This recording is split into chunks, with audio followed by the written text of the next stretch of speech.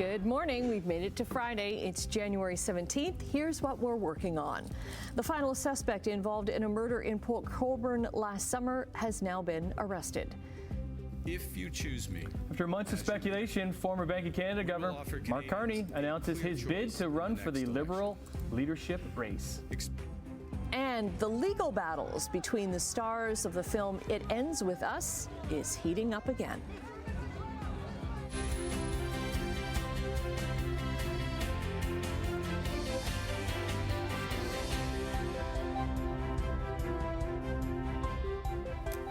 Friday, just before the very deep freeze. What's going on? Is the world ending next week?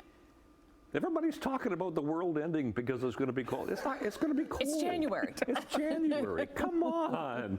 Anytime you hear that polar vortex, remember that? How long has that been around for? I don't know. These people who make up these silly names. It's just cold air coming from the north. That's all it is. You know. I did notice though it must be a little bit warmer this morning because the snow was like kind of like crunchy. It was like good snowman making. The temperature's been Did going you make up one this morning? No, the temperature's been going up throughout the overnight hours. We're sitting at -2 right now. Oh. Yesterday morning we were a lot colder, and subsequent mornings as well. But yeah, we're going to get a bit of a cold snap coming in. That's what we used to call it, a cold snap, and that's really it. That's all it is. Because the temperature. But let's focus on the good news. How mild the temperature is going to become today and overnight tonight. Today we're going to be on the plus side, +1. That'll be nice for a change. We're going to see some sunshine to boot, so that'll be nice. But it's tomorrow when the temperature starts to fall. The cold front will go through. The temperature will drop to -5. We'll start off with some rain during the day, and then it'll switch over to some snow. And then, yeah, it's going to be cold. I'm going to call it a cold snap. That's what it'll be, because it'll only last for a few days, and then it'll start to mild up once again. But hey, welcome to January. Yeah, we're +1 for the day today. We're -2 right now. Let's look at traffic. 403 Waterdown Road. That's doing okay at the moment. Nothing to see. Let's go to our MTO traffic cameras and see if we can spot anything. Red Hill Creek camera. That looks good. Toronto bound lanes coming towards us around the bend there. Top of the Burlington Skyway Bridge looks good. And Burloak, not a problem there. All doing fine in traffic so far today. No volume, no collisions. Just drive carefully. We'll look at weather and traffic coming up right now, the news. Okay, thanks very much, Brian. Well, a third person's been arrested after a murder in Port Colborne last summer. 47-year-old Richard Stevens of Niagara Falls has now been charged with first-degree murder in the death of Daniel Sanvito. The father of 2 was a hip-hop artist who performed under the name Ill Table Manners. Sanvito's body was found in a ditch in Port Colborne on August 24th. Another 47-year-old from the Falls, Jacob Carney, was arrested earlier this month, days after the arrest of 36-year-old Jade Hayward of St. Catharines on the same charges. Penn Centre in St. Catharines is expected to reopen this morning after a jewelry store robbery shut down the mall yesterday.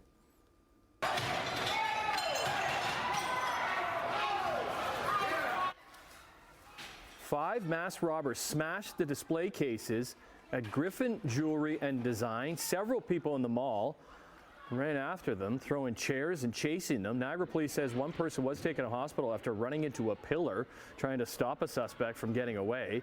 2 other witnesses were pepper sprayed. So the mall was evacuated shortly after 2 yesterday afternoon and closed for the rest of the day. Police say all 5 suspects, they got away in a silver Honda CR-V with license plate that did not match the vehicle. Updating a story that we brought you yesterday, 2 men are facing theft charges after an arrest on the ice in Port Colborne. Wednesday afternoon, Niagara police were called to a marina near H.H. Knoll Lakeview Park, where 2 men were seen stripping wire and cable from the Lake Erie breakwall. They'd ridden out onto the ice on bicycles. One of the men was arrested as he walked into open water trying to escape. The damage estimate to the breakwall hasn't been determined, but a man in his 40s and another in his 50s have been charged with theft over $5,000. Well, Halton and Hamilton police, they were investigating what appears to be a police chase. Our freelancer says it happened late Thursday into early this morning in Hamilton. The incident reportedly began at the Pioneer gas station on Parkdale Avenue North and Main Street East. Gas station, it's been taped off. The scene then reportedly moved to Queenston Circle, where a vehicle collided with a pole. Forensics, they were seen collecting evidence. We've reached out to Halton police for details on this. Former Bank of Canada Governor Mark Carney has officially now launched his bid to replace Justin Trudeau as Liberal Party leader. If you choose me as your leader, we will offer Canadians a clear choice in the next election. Experience versus incompetence. Plan versus slogan. Calm versus chaos.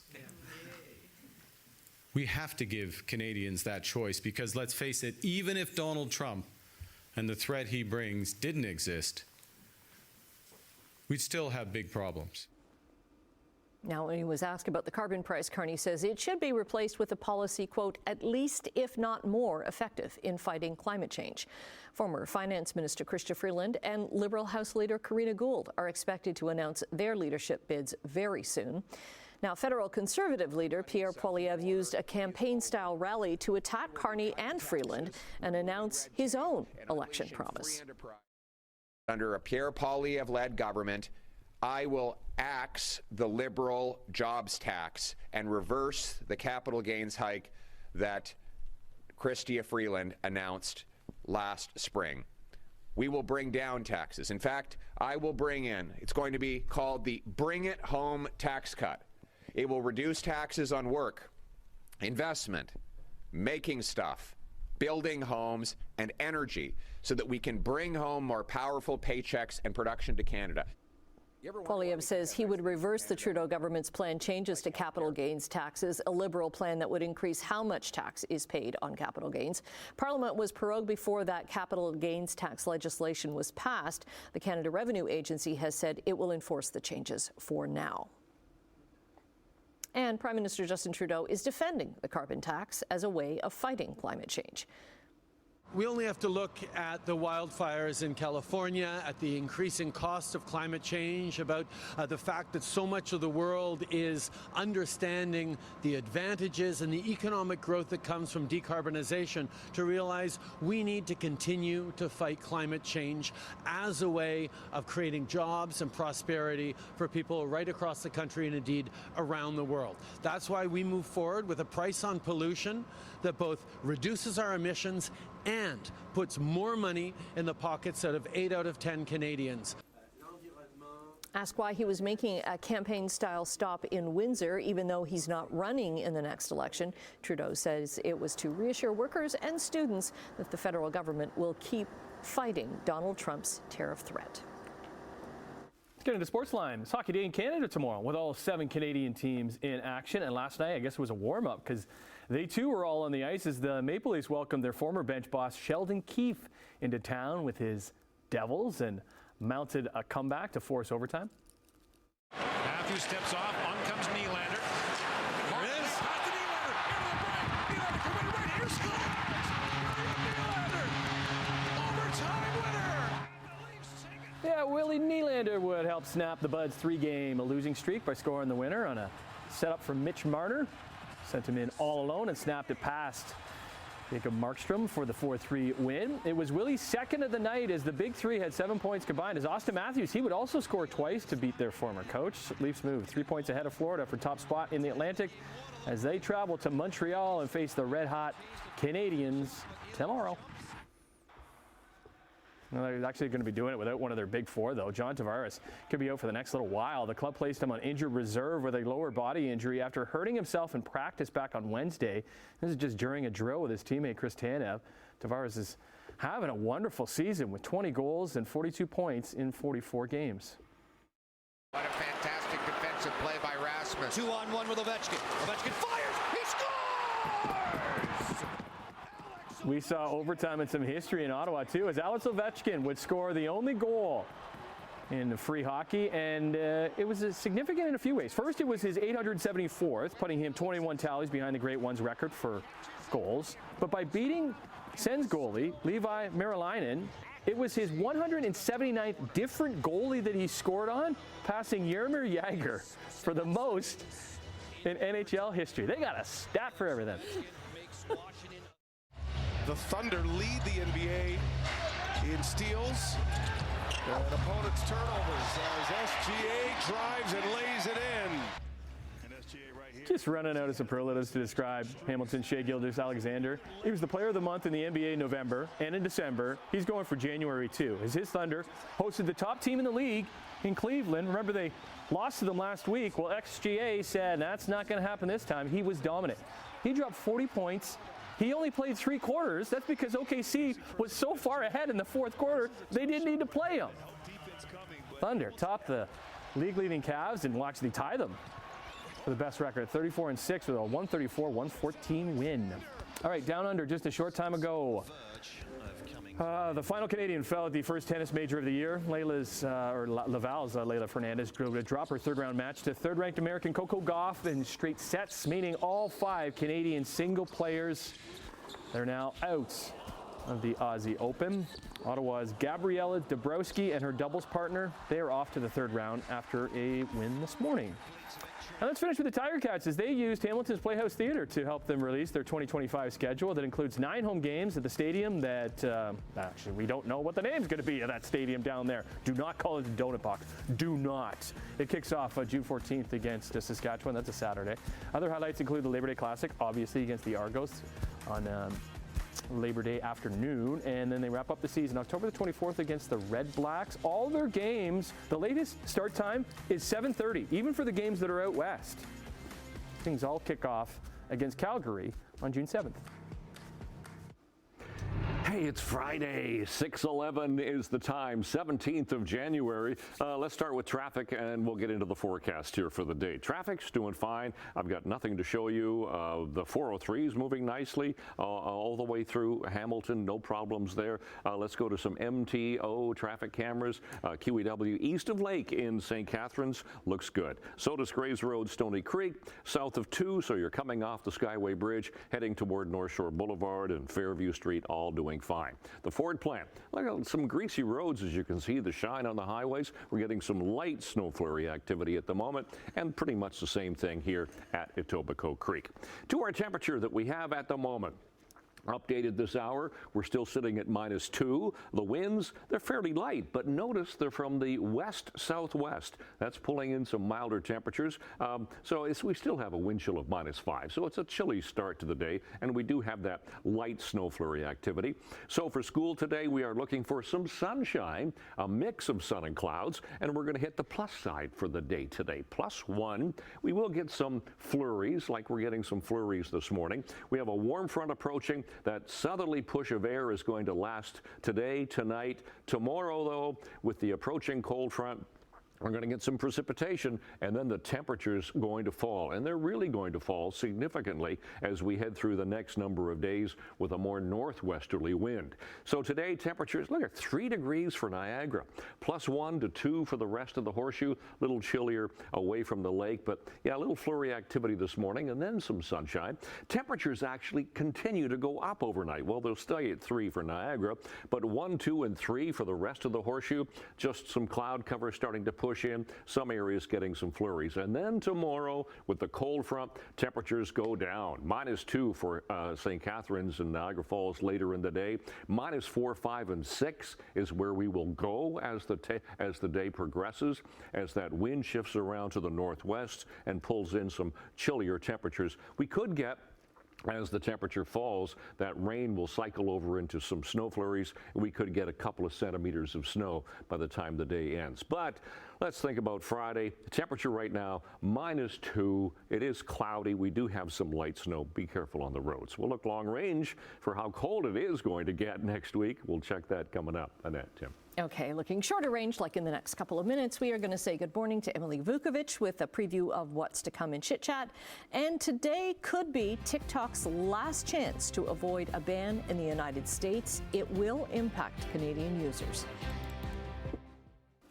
And it's our first check-in with Emily for Chit Chat. Hi, good morning. Well, things are getting heated with the stars of This Ends With Us yet again. This drama, it's something, isn't it? Because like Ryan Doesn't wanna Reynolds go is away. getting involved, and like I don't really understand it. I don't either. Will you explain? I will. Okay. I will, in detail. The iconic Home Alone house has officially sold over asking. And a company in the U.S. has come up with a new way for soup lovers to consume chicken noodle soup this cold and flu season. And not like slurp it. It's like not okay, but we will discuss because I Okay. have my own opinions. We will Is it hear those. disgusting? A little bit. Okay, all right. We'll chat in a few. Taking a look at business news right now, our dollar is down 6 basis points to 69.37 cents US. More on our dollar in just a moment. Gold is down $19.40 an ounce in overseas trading. Crude oil is up 19 cents to $78.87 a barrel. Midday trading in Europe. Markets are up across the board in London, Frankfurt, and Paris, with triple-digit gains in Frankfurt. Let's go to Asia now. Markets were down in Tokyo, but up in Hong Kong and Shanghai. North American markets on Thursday had some gains, some slight losses when it comes to Dow Jones and Nasdaq on Wall Street. Let's see how things wrap up on this Friday, January the 17th. Back to our dollar. It is now the weakest performing currency among G10 nations. U.S. President-elect Donald Trump's inauguration and tariff threats are prompting a lot of concerns about Canada's economic risks. Economists who were surveyed by Reuters believe the Bank of Canada is going to cut interest rates by another 25 basis points to 3% at the end of this month. But many aren't confident about the outlook beyond that because of the uncertainty around those tariffs.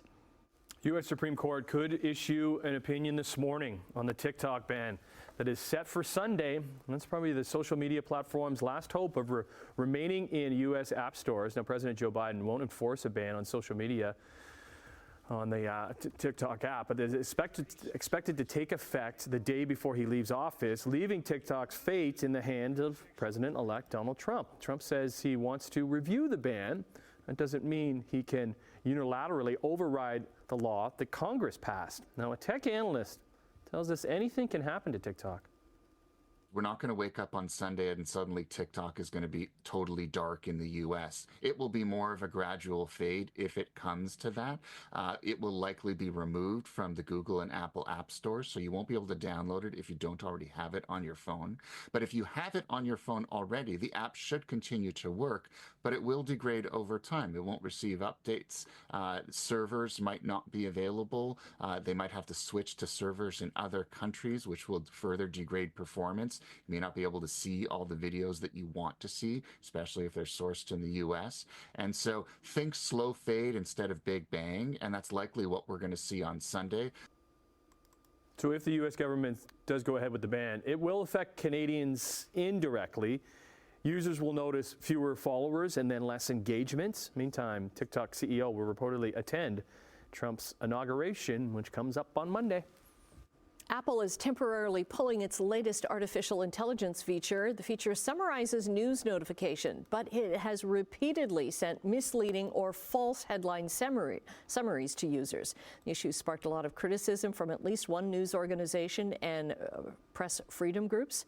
So yesterday, Apple issued a beta software update to developers to disable the AI feature. Users will get that update soon. Users have to opt into this feature. It emphasizes that the information has been produced by AI. Okay, we're going to take a break. We're going to come back, and Brian's going to tell us about, what was he calling it? He was saying it was a cold snap? Yeah, oh, he's just making up a words. Cold snap. Cold Okay, snap. that's in our future, I guess. Back to basics. All right, shall we check some traffic on this Friday morning? Good idea. Coming up on 624 here. Here's the QEW in 7th and St. Catharines. You can see we've got some wet roads. We've had some light snow flurry activity. Shouldn't be too much of a problem if you take it carefully. Skyway Bridge, top of the bridge looks good. Burl Oak Drive still doing fine. Sheraton through Mississauga, even the 403, 407 split as you go through Mississauga. No problems on the roads right now. Temperatures.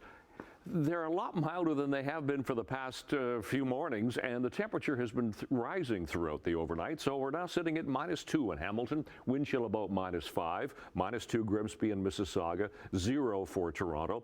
Let's talk about seasonals this time of year. -2 for the daytime high. We're going to be above that for the day today because we'll climb to the plus side, and -10. Now I want to put this cold into perspective.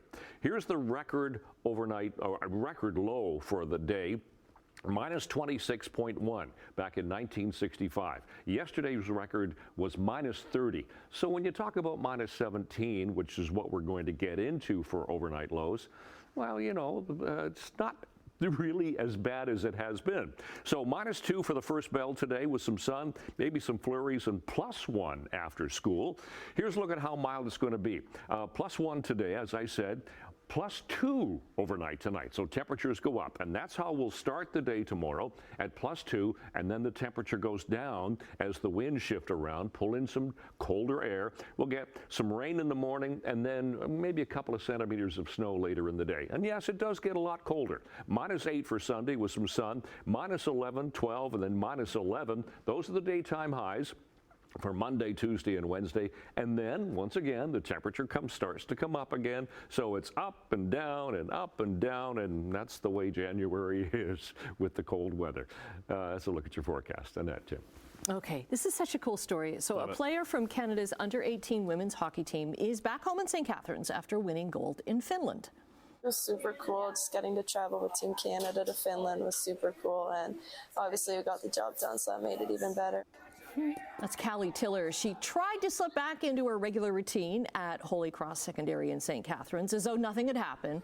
Her classmates, though, had other plans. Staff and students were called down one by one, all dressed in red and white, to line the halls and celebrate Tiller's historic moment at the Worlds. As you can see, she is a very humble individual, and that brings me great sense of pride that we are producing that out of Holy Cross. So here's the thing, we didn't show it here, but we talked about it earlier this week on Monday after it happened. Here it is right here. She scored the winning goal in the gold medal game against Team USA as our U18s took home gold. And yeah, she has her eyes set on the PWHL. She first wants to go to college, get an education, but now there's with that new league, there's possibilities for women hockey players to do some stuff after. Awesome. So we'll keep an eye on her. Way to go, Kaylee. All right, off and running on your Friday morning. It is the 17th. We'll have lots more coming up right after this.